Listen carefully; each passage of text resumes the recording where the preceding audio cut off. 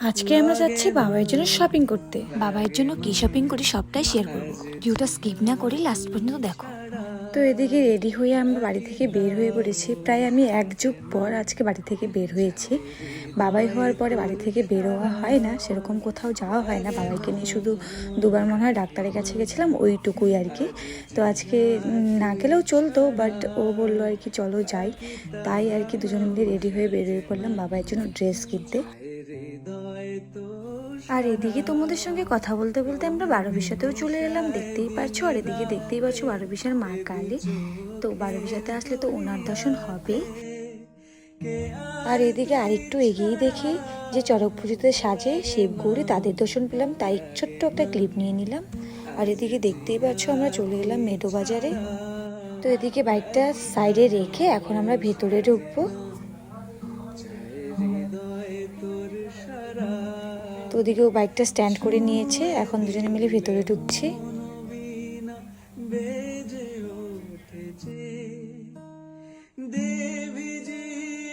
এইদিকে ভেতরে ঢুকে সোজা চলে গেছিলাম ওপরে, কারণ জানি ওপরেই ছেলেদের কালেকশন। তো ওপরে গিয়ে যখন জিজ্ঞাসা করলাম যে ছোট বাচ্চাদের বলতে 2 মাস 3 মাসের বাচ্চাদের ড্রেস কোথায়, তো ওরা বললো নিচে একবার। আর এখন আমাকে সবাই জিজ্ঞাসা করে যে বাচ্চা কোথায়। তো এখানেও একটা আর কি বোন বলছিল যে দিদি তোমার বাচ্চা কোথায়, তো আমি বললাম বাড়িতে। মানে এখন সবাই বাচ্চার কথা জিজ্ঞাসা করে। তারপর চলে গেলাম নিচে। তো এখানে নিচে খুঁজছিলাম ছেলেদের ড্রেস, কারণ এখানে জানি মেয়েদের ড্রেস পাওয়া যায়। তারপর দেখলাম, তো এখানে দেখি বাবাইয়ের সাইজের একটা ড্রেসও নয়, মানে সব বড় সাইজ। তারপর খুঁজে খুঁজে পেলাম, তবু এটা বাবাইয়ের সাইজের থেকে এক সাইজ বড়ই হবে। তো তবু এখন কি করব, যেহেতু পয়লা বৈশাখ কিছু তো নিতেই হবে, আর ওর সাইজের ড্রেস তো মানে অর্ডার দিয়ে বানাতে হবে। তো এখান থেকেই পছন্দ করে মানে দুটো ড্রেস নিয়ে নিলাম।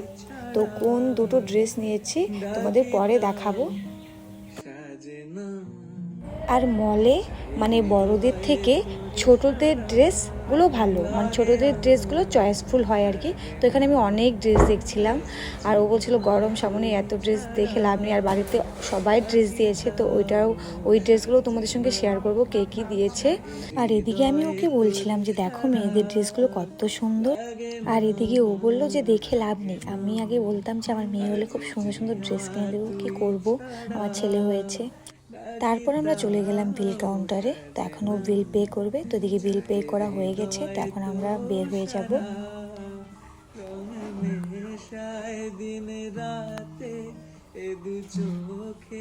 আর আমার জন্য কিছু নাই, শুধু বাবাইয়ের জন্যই নিয়েছি, কারণ আমি নিয়েছি অনলাইন থেকে, তাই আর কি বাবাইয়ের জন্যই শুধু নেওয়া। বাবাইকে অনেকেই দিয়েছে, তো সেগুলোও তাড়াতাড়ি শেয়ার করব তোমাদের সঙ্গে। তারপর ও গাড়িটা বের করে নিল।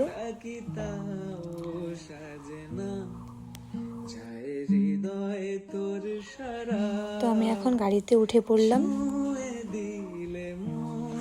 এখন সোজা বাড়িতে যাব, কারণ আর কোথাও দাঁড়াবো না। বাবাইকে বাড়িতে রেখে এসেছি, আমার একদমই ভালো লাগছে না।